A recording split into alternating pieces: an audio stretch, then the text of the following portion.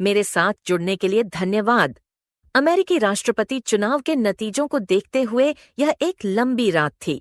मुझे यकीन है कि आप संख्याओं का विश्लेषण करने या इस बात पर विचार करने में व्यस्त थे कि यह चुनाव हमारी दुनिया को कैसे बदल सकता है।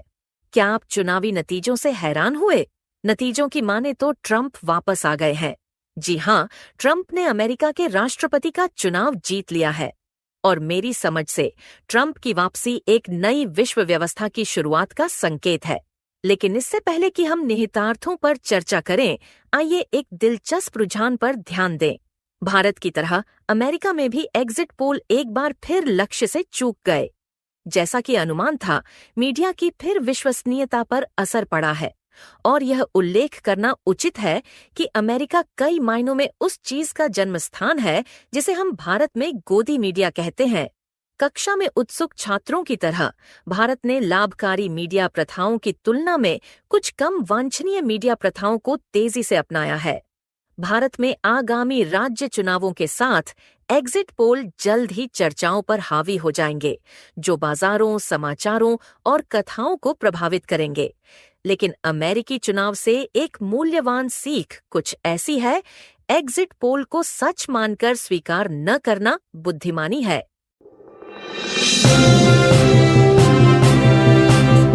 ये है एक्सपर्ट एक्स की प्रस्तुति।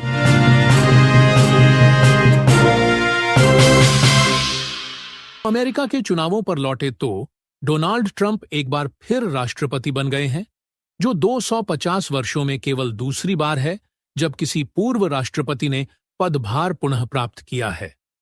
डोनाल्ड ट्रंप की वापसी वैश्विक ध्रुवीकरण के समय हुई है और उनकी साहसिक, अक्सर अपरंपरागत विदेश नीतियों को अब नई और तत्काल चुनौतियों का सामना करना पड़ेगा, विशेष रूप से 2 युद्धों के संबंध में जो वर्तमान में वैश्विक शांति और स्थिरता को प्रभावित कर रहे हैं।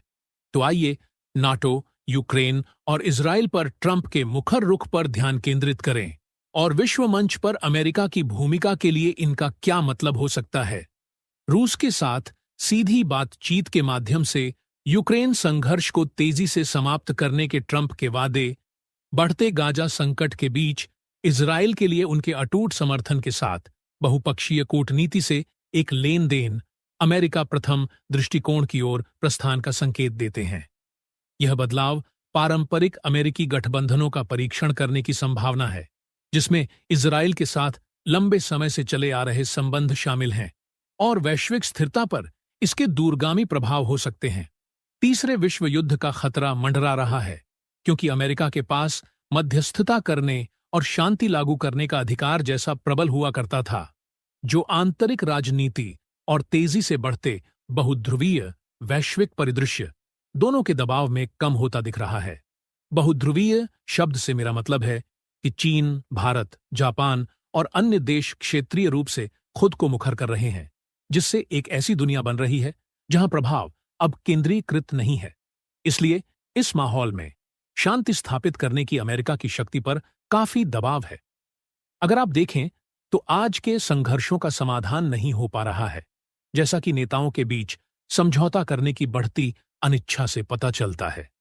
हम क्षेत्रीय और वैश्विक प्रतिद्वंद्विता का एक जाल देख रहे हैं, जिसमें अमेरिका और अन्य पारंपरिक शक्तियों को भारत जैसे उभरते हुए खिलाड़ियों द्वारा तेजी से चुनौती दी जा रही है। जैसे कि यह देखा गया है कि इजरायल गाजा संघर्ष और रूस यूक्रेन युद्ध जैसे मुद्दों पर भारत का स्वतंत्र रुख वैश्विक गतिशीलता में बदलाव का संकेत देता है।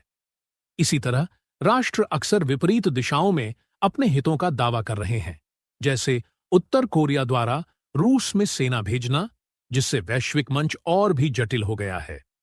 तुर्की रूस के साथ अत्यधिक परिष्कृत S-400 मिसाइलों का व्यापार कर रहा है, जबकि वह नाटो का एक महत्वपूर्ण भागीदार है। अगर हम यूक्रेन पर विचार करें तो देखेंगे कि रूस के आक्रमण ने न केवल कीयव के लिए पश्चिमी समर्थन को बढ़ावा दिया है, बल्कि यूरोपीय रक्षा खर्च में भी वृद्धि की है। इस बीच सूडान जैसे क्षेत्रों में अमेरिकी कार्रवाइयों पर बहुत कम ध्यान दिया जाता है, क्योंकि वहां संघर्ष वैश्विक बातचीत या G7 और G20 जैसे उच्च स्तरीय शिखर सम्मेलनों में मुश्किल से दर्ज होते हैं। ये उदाहरण एक नई वास्तविकता को उजागर करते हैं, जहां क्षेत्रीय हित अक्सर मानवीय चिंताओं पर हावी हो जाते हैं, जो अमेरिका और नाटो द्वारा पारंपरिक रूप से निभाई जाने वाली भूमिकाओं के बिल्कुल विपरीत है। इस बदलाव का एक प्रमुख कारण अमेरिका की नैतिक सत्ता का कथित क्षरण है। ऐतिहासिक रूप से अमेरिका ने खुद को लोकतंत्र और मानवाधिकारों के रक्षक के रूप में स्थापित किया है। यह घोषणा की गई थी कि सद्दाम हुसैन के बाद इराक में एक लोकतांत्रिक सरकार या अफगानिस्तान में एक कार्यशील लोकतंत्र देखना चाहता है। ये दोनों ही प्रयास विफल रहे हैं। जैसा कि इतिहास बताता है, ये दोनों प्रयास विफल रहे हैं। इसके बजाय वैश्विक लोकतंत्र के समर्थक यूएसए की यह छवि तेजी से खंडित हो रही है। वास्तव में इस 2024 के चुनाव में अमेरिकी मतदाताओं के लिए सबसे बड़ा मुद्दा लोकतंत्र की स्थिति थी। लगभग 35% मतदाताओं ने लोकतंत्र की रक्षा को प्राथमिकता दी, जिससे अमेरिका को अपनी बात पर चलने और अपने मुद्दों को हल करने की आवश्यकता पर जोर दिया। आलोचना का एक प्रमुख बिंदु अमेरिकी विदेश नीति में कथित दोहरा मापदंड है। जबकि अमेरिका यूक्रेन में रूस की आक्रामकता की निंदा करता है, वहीं गाजा में इजरायल की कार्रवाइयों पर उसका रुख एक असंगति को दर्शाता है जो किसी की नजर से नहीं छूटती, खासकर जब सूडान, यमन और लेबनान जैसे देशों में अत्याचार जारी है।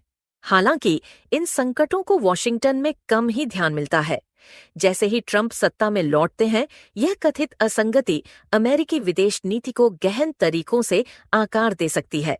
ट्रंप का दृष्टिकोण साहसिक और बेहद व्यक्तिगत पारंपरिक गठबंधनों से दूर होता है। वह खुद को शांतिदूत कहते हैं, लेकिन संकेत देते हैं कि वॉशिंगटन का अंतर्राष्ट्रीय सहयोग लेन देन वाला होगा। इसका मतलब है कि इजरायल की सुरक्षा नीति के लिए उनका मजबूत समर्थन, जिसका उदाहरण नेतन्याहू को दिया गया, उनका संदेश कि जो आपको करना है वह करें। इस संदेश से इजरायल की कार्रवाइयों पर अनुमोदक रुख का संकेत देता है। इसके अतिरिक्त फिलिस्तीनी चिंताओं को दरकिनार करते हुए अब्राहम समझौते का विस्तार करने की ट्रंप की इच्छा मध्य पूर्व में तनाव को बढ़ा सकती है। इजरायल गाजा संघर्ष में ट्रंप की स्थिति अस्पष्ट बनी हुई है। हालांकि वह दावा करते हैं कि वह संकट को हल करना चाहते हैं, लेकिन अपने पहले कार्यकाल के दौरान अमेरिकी दूतावास को यरूशलेम में स्थानांतरित करने का उनका निर्णय उस शहर पर इजरायल के दावे का समर्थन करते हुए फिलिस्तीनी आकांक्षाओं के विपरीत था, क्योंकि फिलिस्तीनी पूर्वी यरूशलेम को अपने भविष्य के राज्य की राजधानी के रूप में देखते हैं। ट्रंप के प्रशासन ने वेस्ट बैंक में इजरायली बस्तियों को अवैध के रूप में संबोधित करना भी बंद कर दिया। इस तरह से प्रभावी रूप से इजरायली विस्तारवाद का समर्थन किया। नीति में यह असंगति मध्य पूर्व तक ही सीमित नहीं है, यह नाटो तक भी फैली हुई है। नाटो के प्रति लेन देन, व्यवसाय जैसी विदेश नीति के लिए ट्रंप की प्राथमिकता गठबंधन की स्थिरता को कमजोर कर सकती है। कुल मिलाकर ट्रंप की विदेश नीति के रुख एक जटिल परिदृश्य प्रस्तुत करते हैं।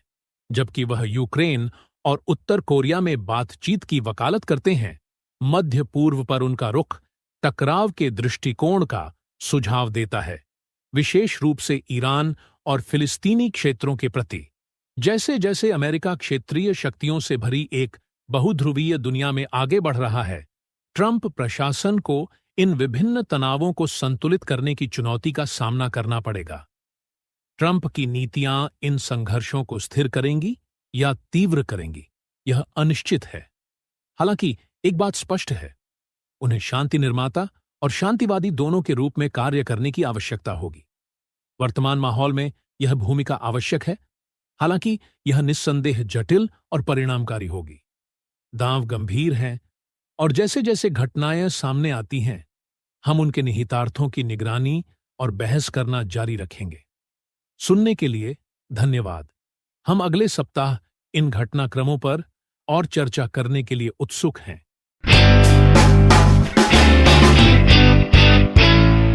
तो ये था एक्सपर्ट एक्स का एक और संस्करण। ऐसे अन्य विषयों के लिए हमसे आगे भी जुड़े रहिए। धन्यवाद।